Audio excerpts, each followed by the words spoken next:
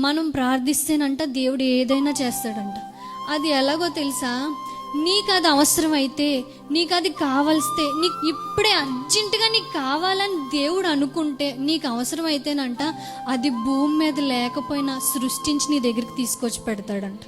అంత గొప్ప దేవుడు, అంత శక్తివంతమైన కార్యాలు నీ కోసం చేసే దేవుడు ఉన్నాడని అస్సలు మర్చిపోకు. ఏలియా జీవితంలో చేశాడు. ఏలియా అనుకుని ఉండడు, వెధవరాళ్ళనిచ్చి పోషించాడు, ఓకే, అది పర్లేదు. కానీ ఇక్కడ కాకితో పోషించడం ఏంటి? అసలు కాకి మన ఏదైనా దొరికితే చాలు పట్టుకెళ్ళిపోదాం అని చూస్తుంది. పెట్టే గుణం దానికి ఉండదు. కానీ అలాంటి కాకితో దేవుడు ఏలియాకు ఆహారం పంపడం ఎంత అద్భుతం. దేవుడు శక్తివంతమైన కార్యం నీ కోసం చేయగల సమర్థుడు. నువ్వు ఆయన నమ్మాలి.